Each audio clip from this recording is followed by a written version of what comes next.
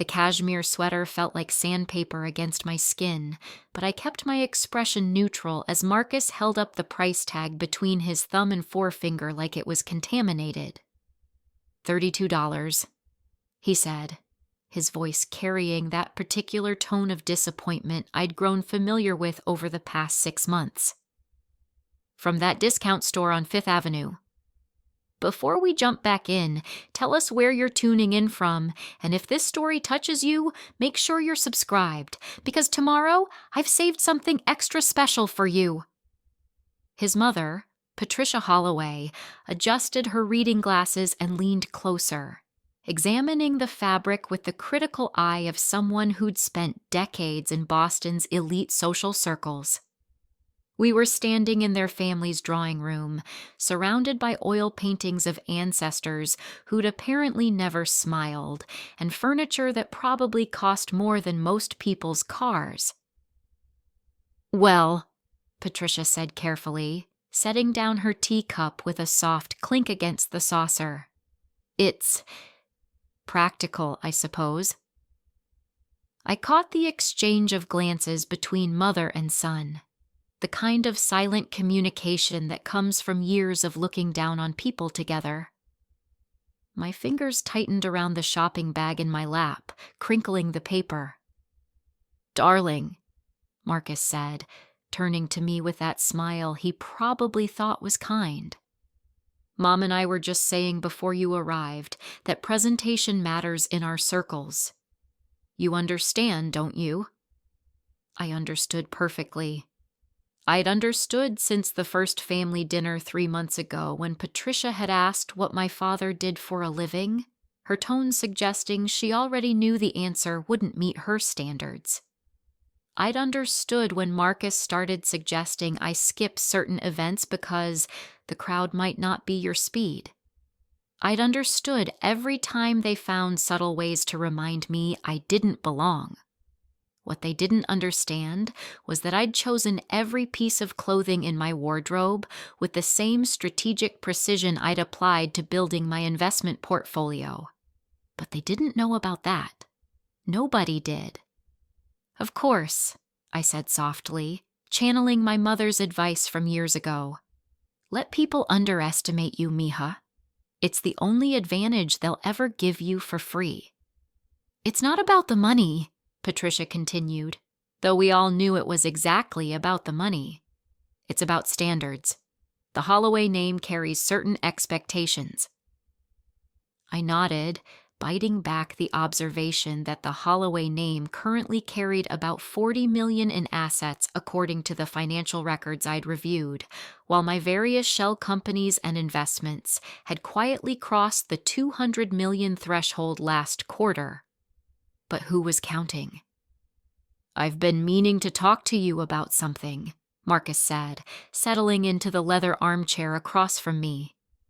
He crossed his legs in that way men do when they're about to deliver news they think is generous. Mother suggested, and I agree, that it might be time for a little makeover. Nothing drastic, just elevating your look. "We know a wonderful personal stylist," Patricia added. "Genevieve works with all the important families. She could help you develop a more appropriate wardrobe." Naturally, Marcus would cover the cost. Naturally, because in their minds, I couldn't possibly afford it myself. I thought about the Black American Express card hidden in my apartment, issued under my legal name, Catalina Reyes Blackwell. The one with no spending limit that I'd never once used in Marcus's presence. I thought about the vintage Patek Philippe watch locked in my safe deposit box, purchased at auction for $300,000 on a whim. I thought about my Tesla, my real Tesla, parked in a garage across town while I drove a 10-year-old Honda to Marcus's place. "That's very generous," I murmured. Marcus beamed. "I'll set up an appointment. Genevieve is booked months out, but she owes Mother a favor." The afternoon sunlight streaming through the floor-to-ceiling windows caught the massive diamond on Patricia's finger, throwing rainbow prisms across the Persian rug. She noticed me looking and smiled, but it didn't reach her eyes. "This was Marcus's grandmother's ring," she said, extending her hand. "A Holloway family heirloom. 5 carats, flawless. The kind of piece that gets passed down through generations of refined taste." The implication hung in the air like expensive perfume. "You'll never wear something like this." What she didn't know was that I'd recently acquired a 7-carat blue diamond from the estate sale of a European aristocrat. Not because I wanted to wear it, but because my gemstone investment portfolio needed diversification. It currently sat in a vault in Switzerland, appreciating nicely. "It's beautiful," I said honestly. The craftsmanship was exquisite, even if the sentiment behind showing it to me was ugly. "Marcus's future wife will wear it someday," Patricia said, then paused as if she'd just remembered I was his current girlfriend. "Well, whoever that might be." The dismissal was surgical in its precision. I'd spent enough time in boardrooms to recognize a power play when I saw one. Patricia Holloway was establishing the hierarchy, and I was somewhere near the bottom. "Mother," Marcus said, but there was no real reproach in his voice. Just mild embarrassment, like she'd committed a minor social gaffe rather than a deliberate insult. "I'm only being realistic, darling. You're 34. The right sort of woman, from the right sort of family, with the right sort of connections. These things matter." I took a sip of the tea I'd been served, letting the warm liquid buy me a moment. The truth was, I was exactly the right sort of woman. Summa cum laude from Wharton. Principal of my own private equity firm, though it operated under a carefully anonymous structure. Featured in Forbes's 30 under 30 list 4 years ago, though I'd declined to use my photo, citing privacy concerns. The article had run with a silhouette and the mysterious caption, "The venture capitalist who refuses to be seen." But Marcus knew none of this. He knew Kat, the freelance marketing consultant who lived in a modest apartment in Brooklyn and took the subway to work. Kat, who wore discount store sweaters and shoes from last season, and seemed grateful for dinners at restaurants where the entrees cost what she supposedly made in a week. I'd started the deception almost by accident. We'd met at a coffee shop where I'd been working on my laptop, reviewing acquisition targets for a technology startup I was planning to fund. He'd struck up a conversation, charming and handsome in that old money way that comes from generations of confidence. When he asked what I did, something had made me hesitate. Maybe it was the 3 relationships before him that had imploded the moment men learned about my wealth. Maybe it was curiosity. Maybe it was self-preservation. So I'd lied. Not completely, but enough. I'd stripped away the zeros from my income, the prestigious firm name from my business cards, the luxury from my lifestyle.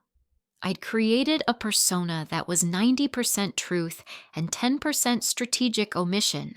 And Marcus had fallen for Kat, the woman who needed him, who looked at his family's wealth with appropriate awe, who made him feel like the successful one. "I should probably head home," I said, standing and smoothing down my cheap sweater. "Early morning tomorrow."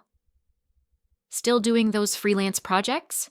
Patricia asked, making freelance sound like a communicable disease. "Yes. I have a call with a client at 7. The client was actually the CEO of a pharmaceutical company I'd helped take public last year. We were discussing my firm's participation in their next round of funding, but Patricia didn't need to know that. Marcus walked me to the door, his hand resting on the small of my back, in a gesture that was more possessive than affectionate. "Don't take Mother too seriously," he said quietly. "She means well. She just wants the best for me." "I know. And I want what's best for you, too." He tucked a strand of my dark hair behind my ear. "Let me help you, Kat." Let me introduce you to the right people, get you into rooms where real opportunities happen. You're smart, you're beautiful, you just need polish. Polish. As if I were a rough gem that needed his family's refinement to shine. Thank you, I said, because what else could I say? Not the truth, not yet. He kissed my forehead. I'll text you about Genevieve. And Kat? Maybe think about what Mother said, about the future, about whether this is really the right fit. I drove home in my Honda, the reliable little car that had seen me through my first $1 million in earnings, the car I couldn't bring myself to replace because it reminded me where I'd come from. My phone rang as I merged onto the highway. Sarah Chen, my chief operating officer and the only person who knew about both sides of my life. How was the Lion's Den? She asked. Patricia suggested a makeover. Marcus thinks I need polish. Please tell me you're done with this experiment. I switched lanes, considering. Not yet. Kat, this has gone beyond proving a point. They're actively insulting you. That's not love, that's contempt. I know what it is. Then why are you still there? Preparing and narrating this story took us a lot of time, so if you are enjoying it, like this video, it means a lot to us. Now back to the story. Good question. The answer was complicated, wrapped up in childhood memories of my mother cleaning houses for families like the Holloways, of watching her come home exhausted, hands raw from chemicals, while the people she worked for complained about their difficult lives, of my father, a brilliant engineer whose accent had kept him from promotions despite being the smartest person in the room, of growing up understanding that in America, it didn't matter how smart or capable you were if you didn't look like success to the right people. Because I want to see how far they'll go, I said finally. I want to understand exactly who they are when they think there are no consequences. And then I'll decide what those consequences should be. Sarah sighed. Well, in the meantime, the Holloway portfolio just crossed my desk. I sat up straighter. Which Holloway portfolio? The family's investment portfolio.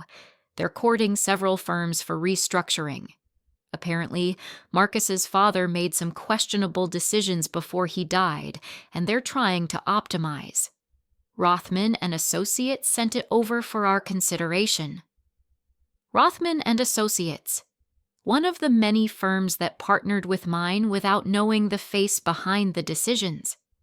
I'd built my company like a Russian nesting doll with layers of anonymity protecting my identity. Clients knew they were working with Blackwell Capital Partners. Very few knew that the elusive C. Reyes Blackwell who signed off on deals was a 30-year-old woman who currently had a boyfriend who thought she couldn't afford designer clothes. Send me the details, I said. Kat, no. You cannot get involved in your boyfriend's family finances.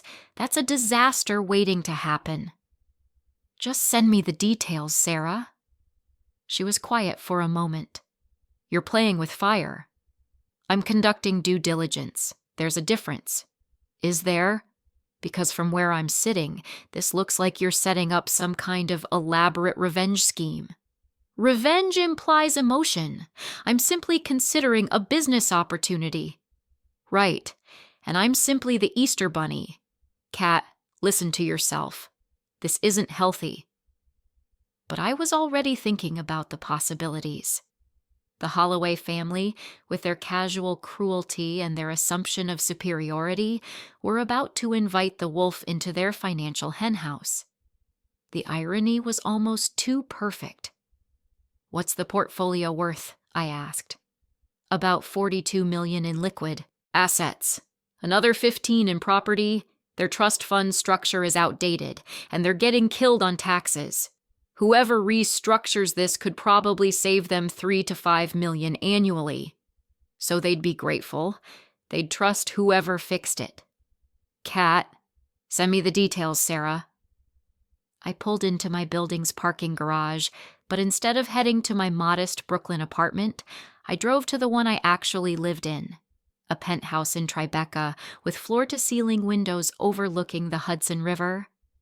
This was my real home, the one Marcus had never seen, the one with the art collection that would make Patricia Holloway weep with envy.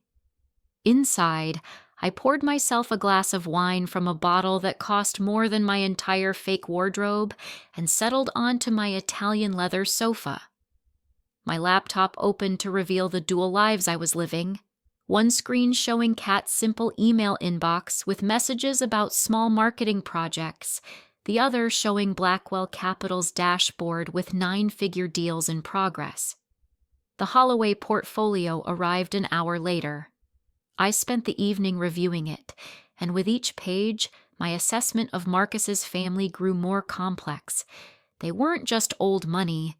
They were old money that was slowly bleeding out, too proud to admit they needed help, too traditional to adapt to modern investment strategies.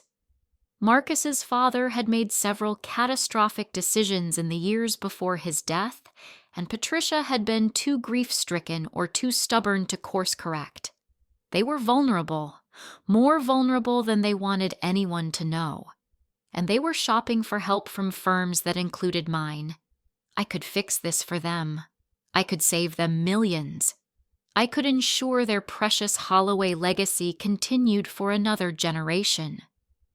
Or I could do nothing and watch them slowly decline, their casual cruelty coming back to bite them when they could least afford it. Or, and this was the option that made my heart beat faster, I could do something else entirely. My phone buzzed. Marcus. Missing you. Can't wait to see you transformed by Genevieve. You're going to be stunning. As if I wasn't already. As if the woman he thought he knew was the real me, rather than a carefully constructed test of his character that he was failing spectacularly.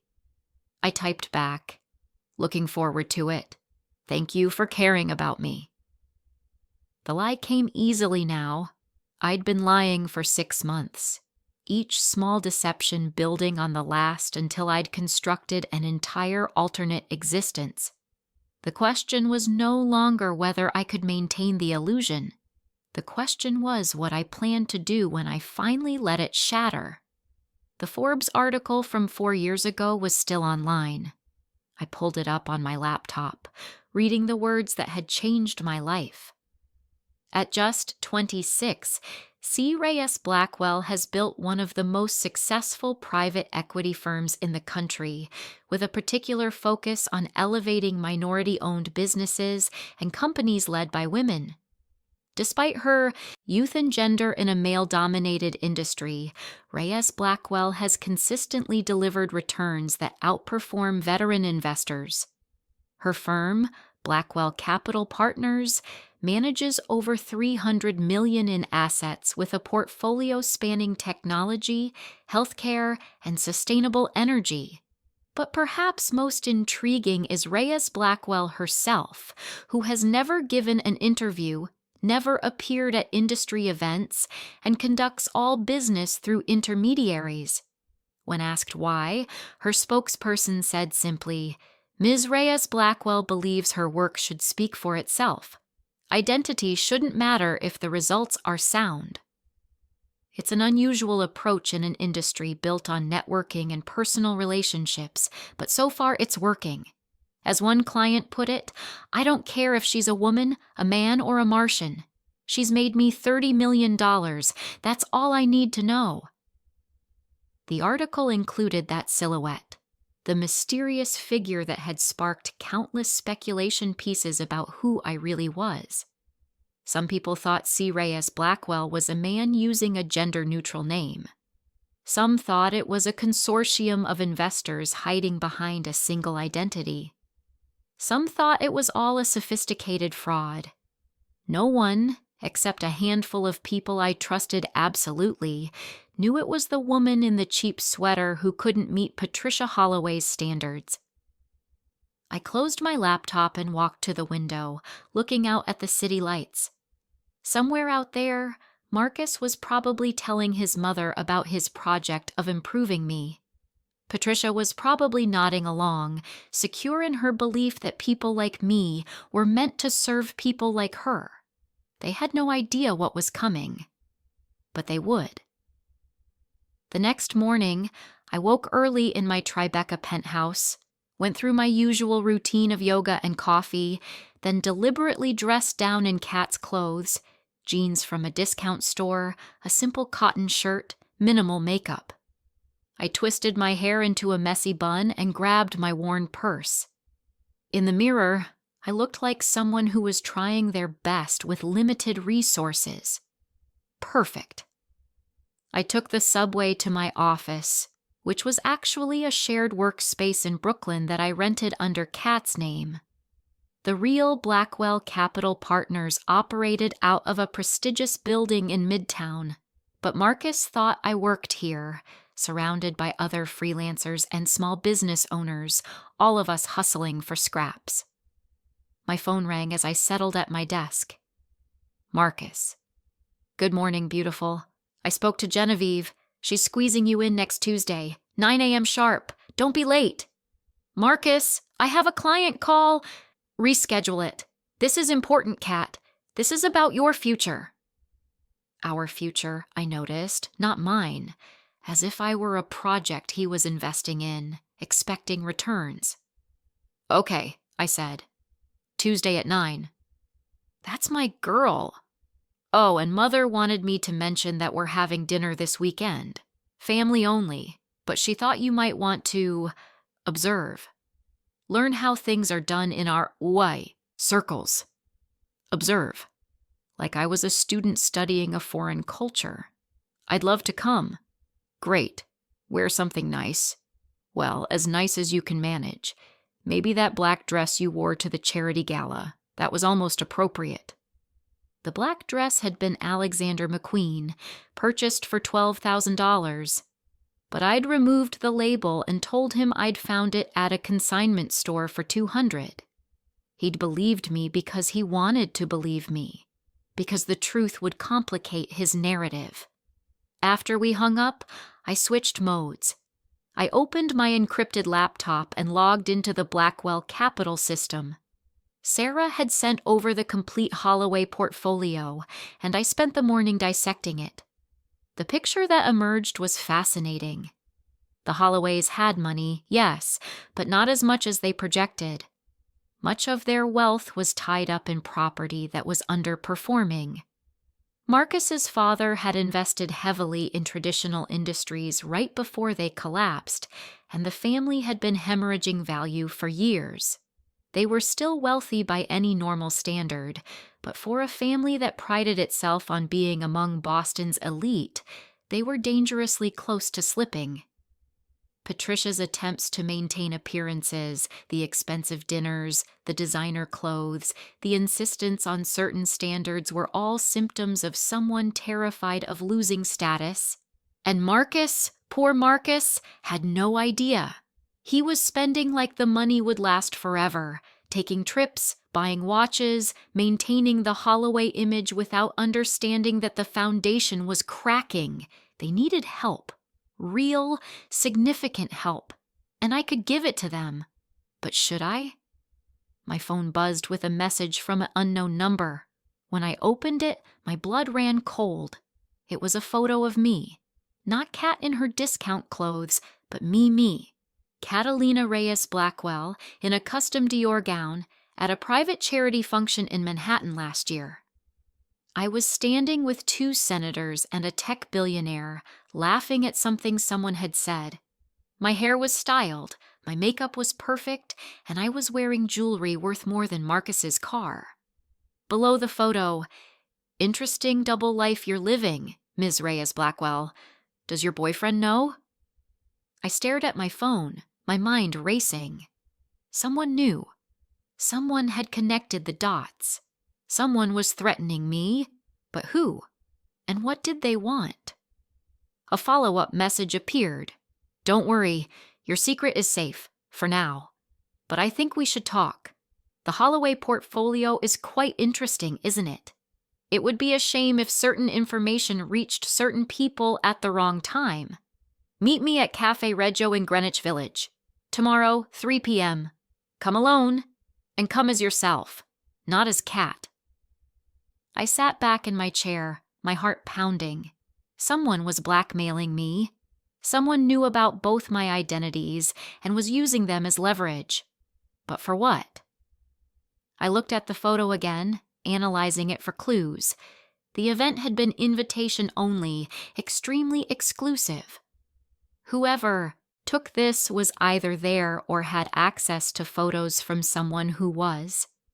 The guest list had been maybe 50 people, all carefully vetted. I pulled up my records from that night and started cross-referencing.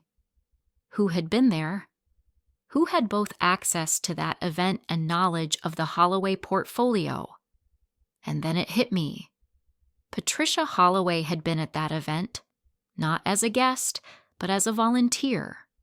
I remembered seeing her briefly, working with the catering staff, one of those wealthy women who like to feel useful by helping at charity functions. She'd been in the background, almost invisible, but she'd been there. And if she'd been there, she might have photos. She might have put the pieces together. Patricia Holloway, with her obsession with status and connections, might have recognized me from that Forbes article's silhouette, matched it to the figure in the photos, and realized that the woman her son was dating wasn't who she claimed to be. But why not confront me directly? Why the blackmail? Unless she wanted something? Unless she'd figured out not just who I was, but what I could do for her family's failing finances. This was bigger than I'd thought, more complicated, more dangerous. I had 24 hours to figure out my next move, 24 hours to decide whether to meet this mystery person, whether to come clean to Marcus, whether to walk away from this entire situation while I still could, or whether to dive deeper and see where this game really led. I looked at the Holloway portfolio again, seeing it with new eyes. This wasn't just about Marcus and his casual cruelty, or Patricia and her dismissive superiority. This was about something bigger. This was about power and perception and the masks we all wore. And I was very good at wearing masks. "Sarah," I said, calling my COO, "I need you to dig into something for me. The Holloway family, everything, financial records, social connections, business dealings. I want to know every secret they're hiding." "Kat, what's going on?" "Someone knows who I am. Someone's threatening to expose me." "Then walk away. Cut ties with Marcus, move on. You've proven your point." "It's not that simple anymore." "Why not?" "Because I think Patricia Holloway has been playing her own game this whole time, and I need to know the rules before I can win." I hung up and stared at the photo on my phone. The woman in that image looked confident, powerful, completely at ease in a world of wealth and influence. She looked nothing like Kat, the girlfriend who needed a makeover and couldn't afford proper clothes. Tomorrow, at Cafe Reggio, I'd be that woman again. I'd face whoever was threatening me, and I'd find out what they really wanted. And then finally, it would be time to stop playing defense and start playing offense. The Holloways thought they knew me. They thought they understood their place in the world and mine in it. They were about to learn how wrong they were. But tonight, I had to attend my Tuesday appointment with Genevieve, the personal stylist who was going to fix me. The appointment Marcus was so proud of arranging, as if I were a project that needed completion. I could cancel. I could blow it off and start dismantling this entire charade right now. But something made me hesitate. Maybe it was pride.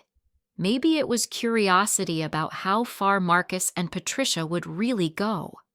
Maybe it was the knowledge that the bigger the fall, the more spectacular the landing.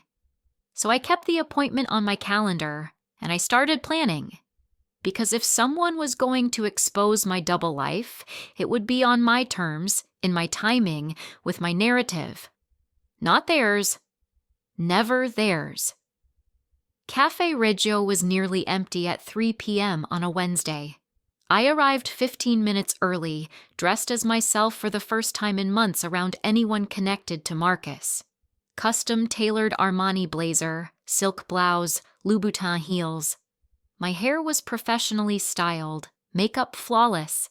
The transformation from Kat to Catalina was complete. I ordered an espresso and waited.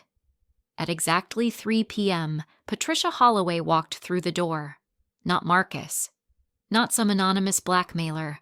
Patricia herself, wearing a Chanel suit and an expression that was equal parts triumph and desperation. She spotted me immediately, and for just a moment, her mask slipped. I saw recognition, calculation, and something that looked almost like fear. "Ms. Reyes-Blackwell," she said, sliding into the seat across from me. "Thank you for coming." Did I have a choice? We always have choices. The question is which ones serve us best. She ordered a cappuccino from the hovering waiter, then turned back to me with a smile that didn't reach her eyes. "I must say, you're even more impressive in person. The photos don't do you justice." "How long have you known?" "About 3 weeks.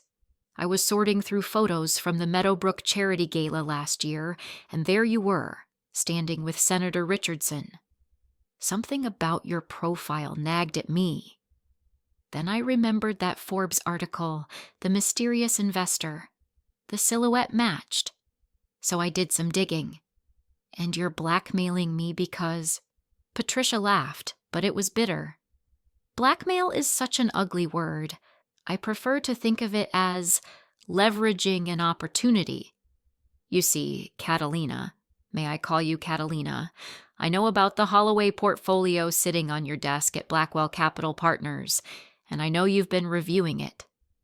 So, I also know my son has been treating you abominably with my encouragement. I know we've been cruel, dismissive, and classist. I know exactly who we've been to you these past 6 months. She took a sip of her cappuccino. And I'm betting you're planning some kind of elaborate revenge. I said nothing, just watched her with the same expressionless gaze I used in boardrooms when someone was trying to negotiate from a weak position.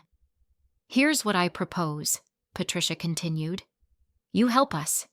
You take on the Holloway portfolio, restructure our finances, save us from the disaster my late husband created. In return, I'll tell you everything you want to know about Marcus.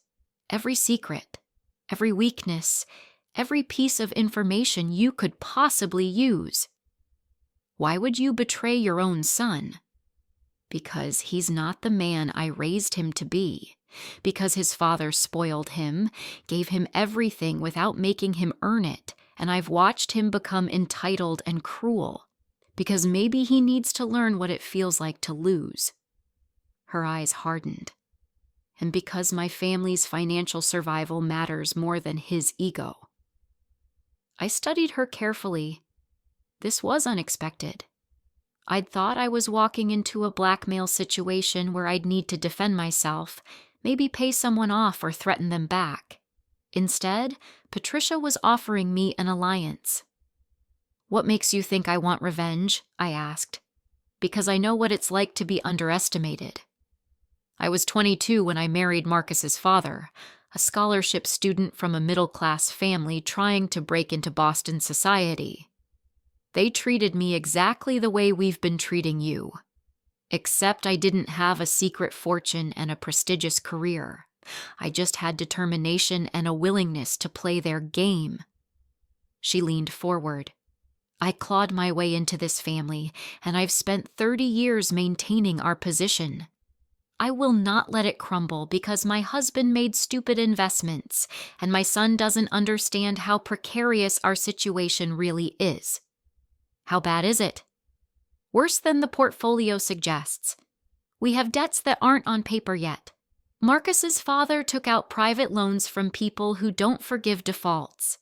We have maybe 6 months before we have to start selling properties, a year before the Holloway name becomes synonymous with failure. The vulnerability in her admission was startling. This wasn't the imperious woman who dismissed my sweater and questioned my worth. This was someone terrified of losing everything she'd fought for. And Marcus doesn't know. Marcus thinks we're fine. He thinks the money will last forever because it always has. He's spending like we're still at peak wealth while I'm frantically trying to plug holes in a sinking ship. I thought about Marcus's expensive watches, his casual spending, his complete lack of awareness about his family's real situation. Patricia had been protecting him from the truth, letting him maintain his illusions while she struggled alone. "If I help you," I said slowly, "what exactly do you want in return besides fixing your finances?" "I want you to teach my son a lesson. Not destroy him. He's still my son, but humble him. Make him understand that the world doesn't revolve around the Holloway name. Make him see what he lost when he failed to recognize your worth. You want me to break his heart. I want you to break his illusions. There's a difference." Patricia's gaze was steady. And then, maybe, he'll become the man he should have been all along. I sat back, considering. This was more complicated than I'd anticipated. Patricia wasn't just another rich woman protecting her status. She was a strategist, someone who understood power and leverage, someone who was willing to sacrifice her son's pride for her family's survival. Someone not unlike me. "I need to think about it," I said. "You have until Friday. That's when we need to give Rothman and Associates our decision about the portfolio. If we don't choose Blackwell Capital, someone else will get the chance to save us, and you'll lose your opportunity for whatever you're planning." She stood, smoothing her skirt. "One more thing. That makeover appointment with Genevieve, keep it. Go through with it. Let Marcus think he's improving you. The bigger the contrast when you finally reveal yourself, the more impact it will have. You've thought this through. I've had 3 weeks to plan, and unlike my son, I don't underestimate my opponents." She picked up her purse. "Friday, Catalina. Choose wisely." After she left, I sat alone with my espresso, my mind racing. Patricia had outmaneuvered me. She'd turned my own game back on me, offering an alliance that was both tempting and dangerous. If I accepted, I'd be helping the family that had treated me with contempt. If I refused, I'd lose my chance to make them understand exactly what they'd dismissed. Unless I found a third option. I called Sarah. "Change of plans. I need you to prepare 2 versions of the Holloway portfolio restructuring. One that saves them, and one that looks like it will save them, but actually accelerates their decline. Kat, what are you doing? I'm giving myself options, and I'm doing it in a way that lets me choose right up until the last moment. This is getting dangerous. It got dangerous the moment Patricia Holloway figured out who I am.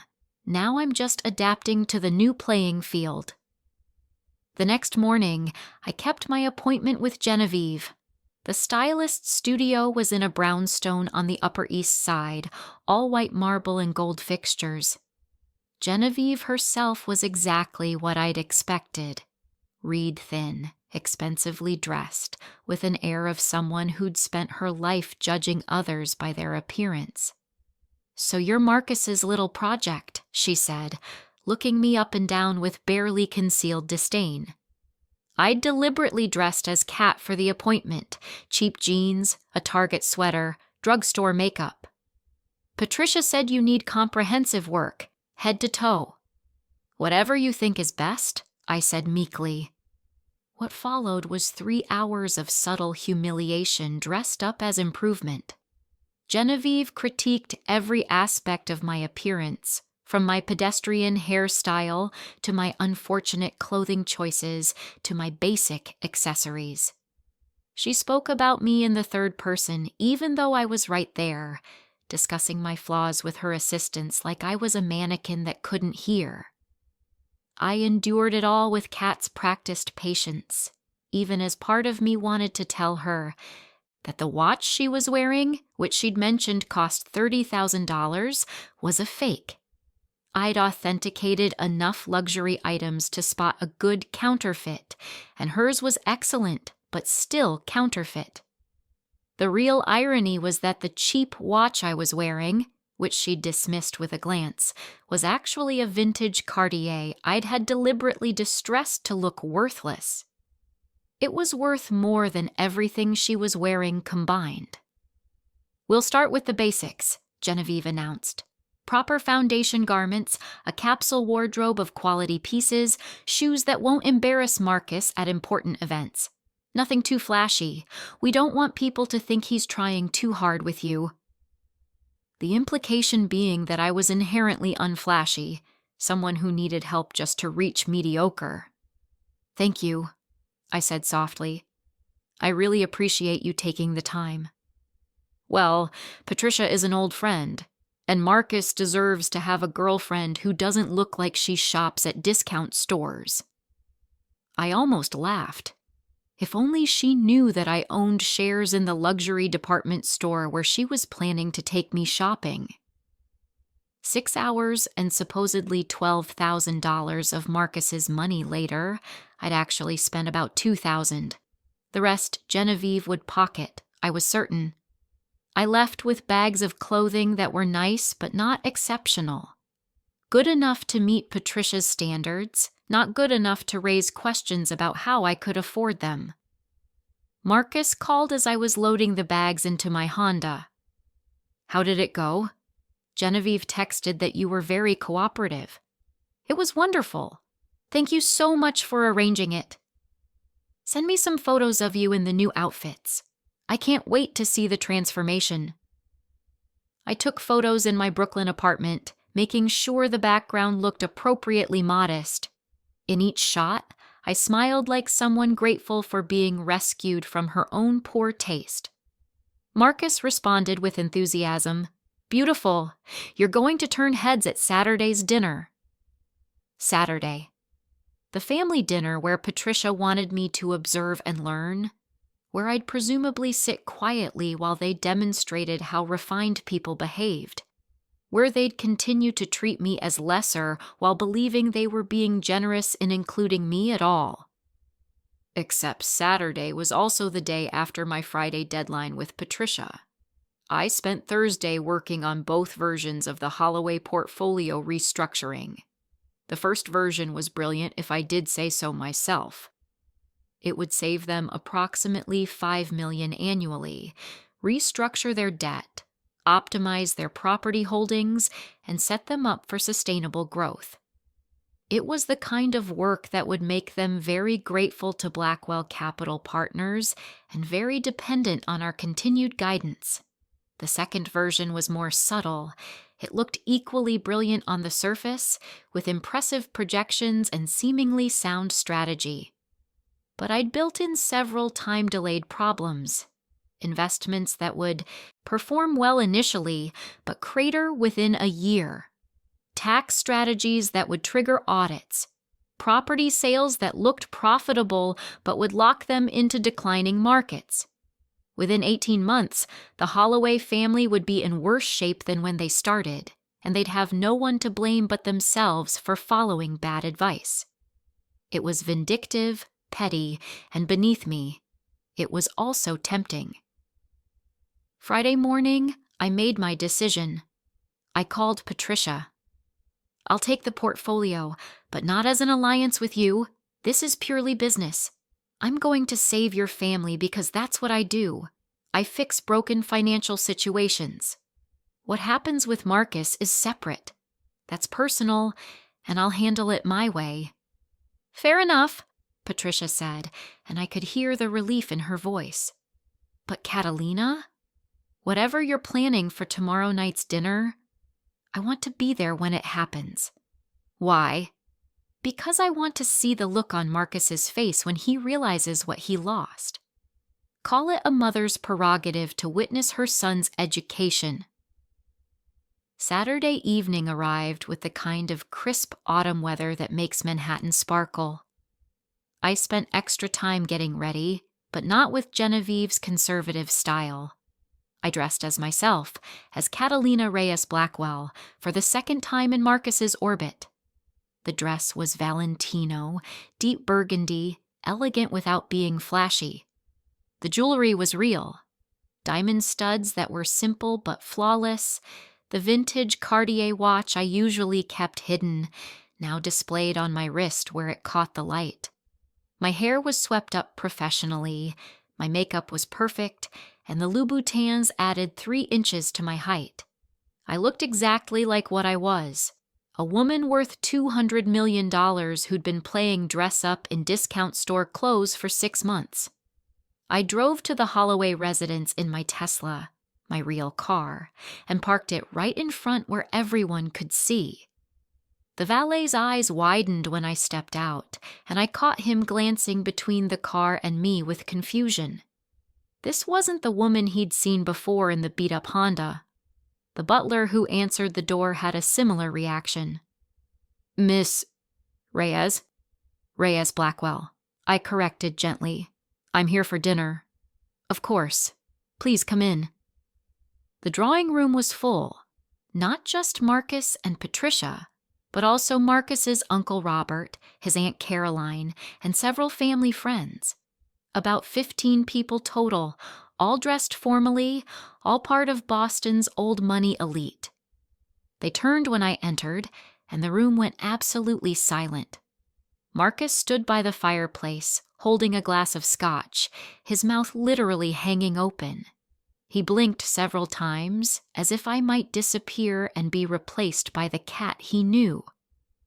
"Catalina," Patricia said smoothly, moving forward to greet me. "I'm so glad you could join us. I don't believe you've met everyone in your true capacity." "Cat?" Marcus finally managed. What are you?" "My name is Catalina Reyes Blackwell," I said clearly, my voice carrying across the room. "Though I believe some of you may have heard of me by my professional name, C. Reyes Blackwell, founder and principal of Blackwell Capital Partners." The recognition rippled through the room. Robert's eyes went wide. Caroline actually gasped. One of the family friends, an older man in banking, started to laugh, then caught himself. "I don't understand," Marcus said, still frozen in place. "You're a freelance marketing consultant. You live in Brooklyn. You drive a Honda. You shop at discount stores." "No, Marcus. Kat, the woman you thought you knew, did those things. Kat was a fiction, an experiment, if you will." I moved further into the room, very aware of all eyes on me. I wanted to know what would happen if a successful woman hid her success. If she presented herself as ordinary, even struggling. I wanted to see how she'd be treated. "This is insane," Marcus said, but his voice lacked conviction. He was starting to put the pieces together, starting to remember things that hadn't quite added up. "Is it? Let me tell you what I learned. I learned that you're generous only when you feel superior, that you're kind only when you're in a position of power, that you mock people for being poor while having no idea what real poverty actually looks like." I turned to Patricia. "I learned that your mother is far more strategic than you realize, far more willing to do what's necessary to survive." "Patricia, what is she talking about?" Robert demanded. Patricia smiled, and it was genuine. "I'm talking about the fact that Blackwell Capital Partners just took over our family portfolio, that Ms. Reyes Blackwell spent the last 3 days restructuring our entire financial situation, that she's going to save us approximately $5 million annually and ensure the Holloway name remains relevant for another generation." The room erupted. Everyone started talking at once, questions flying. But I only watched Marcus, watched the emotions play across his face. Shock, confusion, anger, and finally, humiliation. "You lied to me," he said. "You pretended to be someone you're not." "Yes. Exactly the way you've been pretending for 6 months that you cared about me while actually being ashamed of who you thought I was. That's not fair, isn't it? Tell me, Marcus, did you love Kat? The woman who couldn't afford nice clothes, who needed your help, who made you feel important because she had so much less than you?" He said nothing. "Or did you love having someone you could fix? Someone you could mold? Someone who made you feel generous without actually requiring you to be genuinely generous? I took you to nice restaurants," he protested weakly. "I introduced you to people. I tried to help you." "You condescended to me. You pitied me.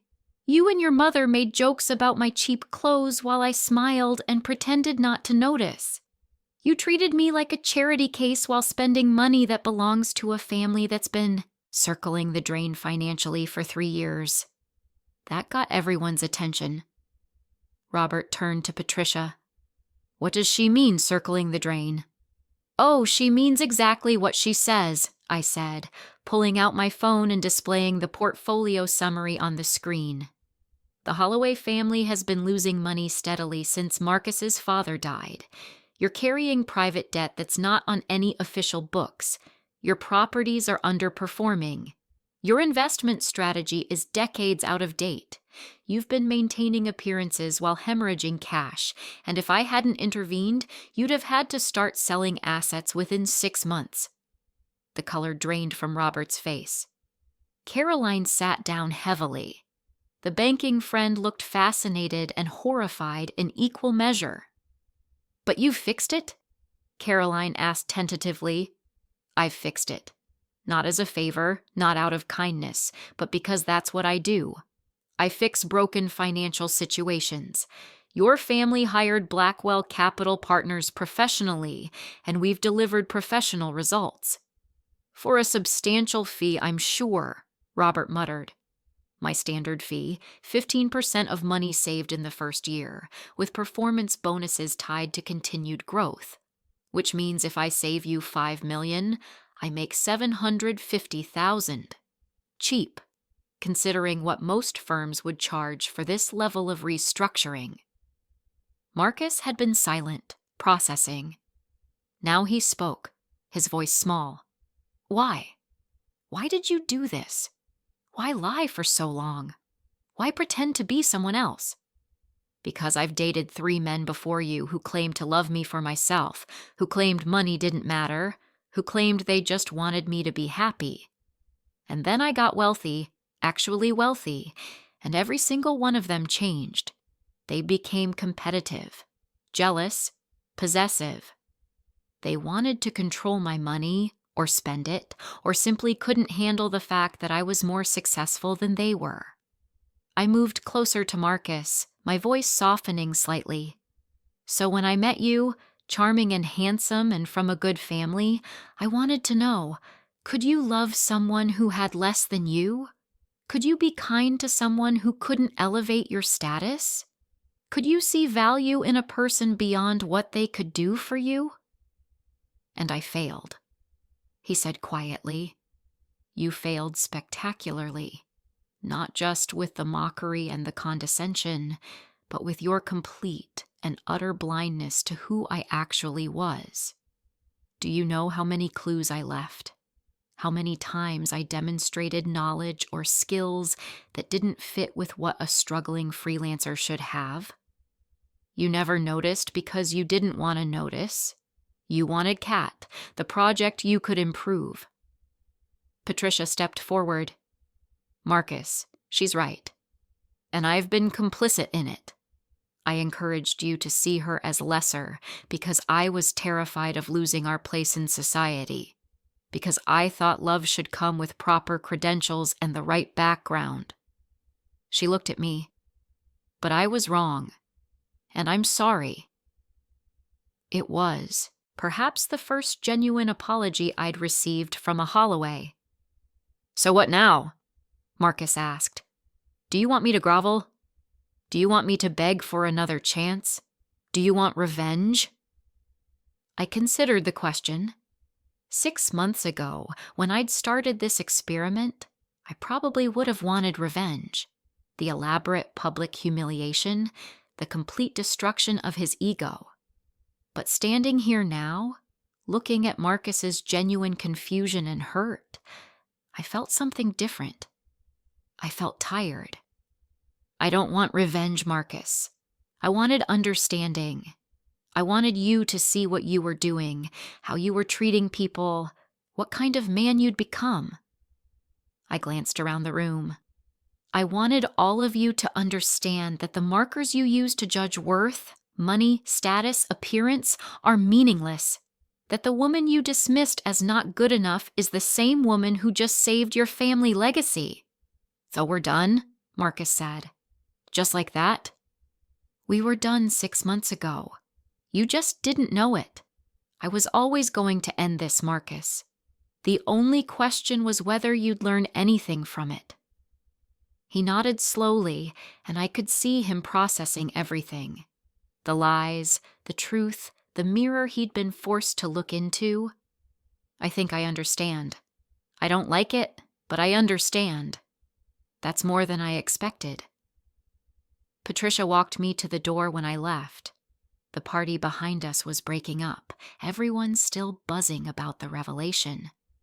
"Thank you," she said quietly. "Not just for the portfolio, but for not destroying him completely. You could have." "I could have. But what would be the point? He's not evil, Patricia. He's just privileged and unaware. Maybe this will change him. Maybe it won't. But at least now he knows what it feels like to be underestimated. And us? Blackwell Capital and the Holloways? Purely professional. You'll get quarterly reports, strategy sessions, and my firm's full attention. Your family's finances will be stable within 6 months and thriving within a year. But I'm not your friend, and I'm not Marcus's second chance." "Fair enough." She hesitated. "For what it's worth, I do see the irony. I spent 30 years fighting to be accepted by this family, to prove I belonged in their world. And here you are, more successful than any of us could ever dream of being, and you chose to hide it. You chose invisibility while I fought for visibility. Different paths to the same realization. That acceptance from people who judge you by arbitrary standards isn't actually worth having." I drove home in my Tesla, through the glittering Manhattan streets, back to my real apartment with my real life. I poured a glass of expensive wine and stood at my floor-to-ceiling windows, looking out at the city. My phone buzzed. "Sarah. So, how did it go?" "It's done.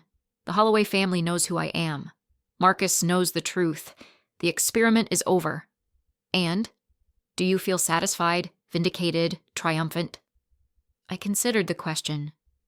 "I feel educated. I learned that revenge isn't as satisfying as understanding, that proving a point doesn't actually change people, it just forces them to confront themselves, and that the best response to being underestimated isn't elaborate retaliation, it's simply revealing yourself and moving on." "Very mature of you." "Don't sound so surprised." "I'm not surprised, just relieved. So what's next? Back to your regular life? No more secret identities?" "No more secret identities," I confirmed. "From now on, I'm just Catalina. No more cat, no more hiding, no more tests. If someone can't handle my success, that's their problem, not mine." "And dating?" I laughed. "Let's give that a break for a while." 3 months later, I received an invitation to the Holloway family's annual holiday party. Not from Marcus, we hadn't spoken since that dinner, but from Patricia. The note included with the invitation was handwritten. "Dear Catalina, I hope you'll join us. Not as our portfolio manager, but as someone I'd genuinely like to know better. You taught me that there's more than one way to be powerful, and that honesty is braver than pretense. I'd like to try being more like you. Sincerely, Patricia. I stood in my penthouse, holding the invitation, genuinely uncertain whether to go. In the end, I went. Not in designer clothes meant to impress, but in something comfortable and authentic. I went as myself, completely myself, with no masks and no games. Marcus was there, and things were awkward but not hostile. He'd apparently started therapy and had made some changes to his lifestyle, cutting back on the spending and arrogance that had defined him. We didn't talk much, but when we did, there was a mutual respect that hadn't existed before. Patricia, surprisingly, became something like a friend. She was still sharp and strategic, but there was an honesty to her now that I appreciated.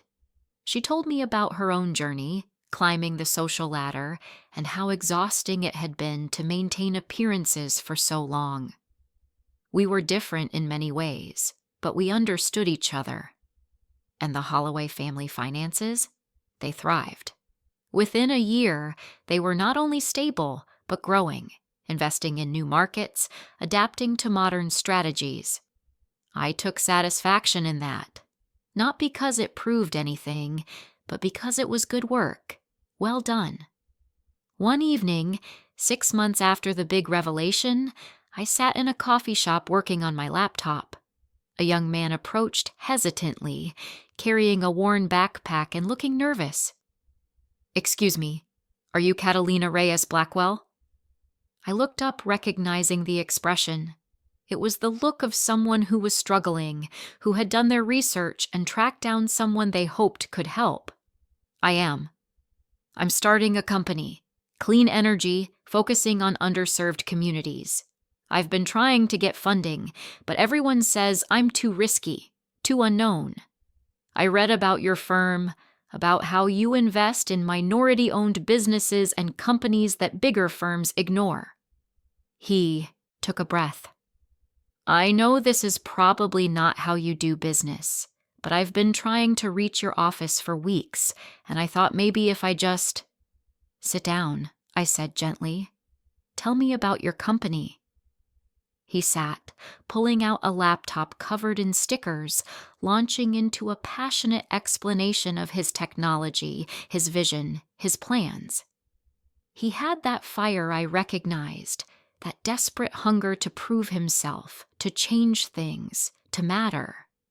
He reminded me of myself years ago, before the success and the wealth and the complicated games I'd played.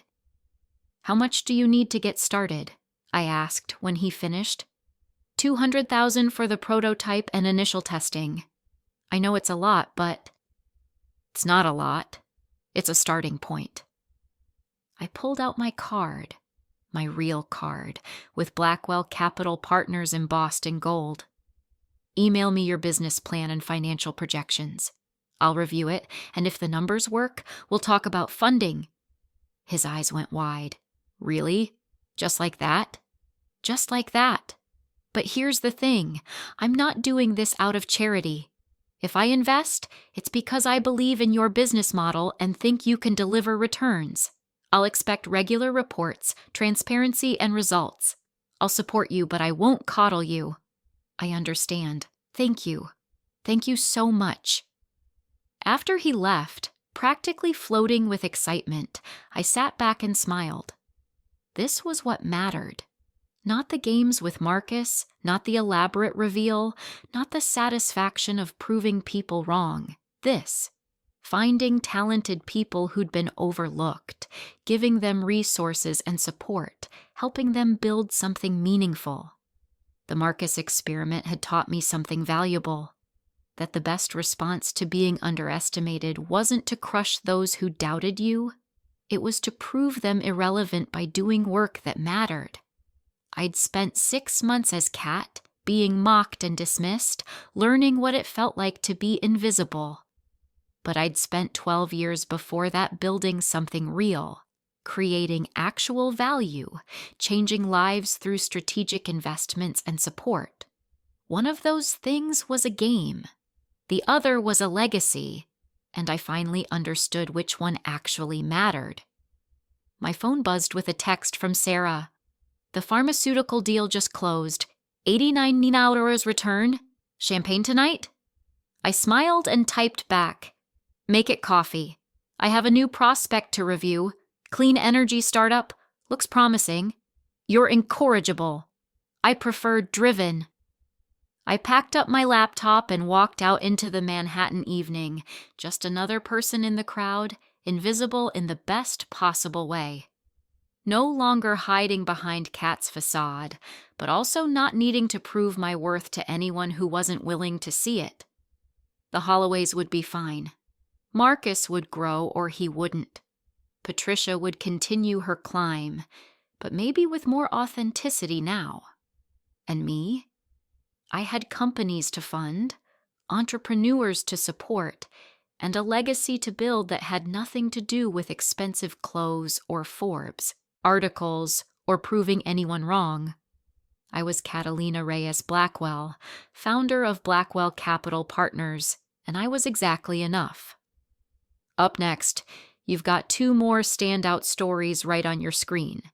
If this one hit the mark, you won't want to pass these up. Just click and check them out, and don't forget to like, subscribe, and turn on the notification bell so you don't miss any upload from us.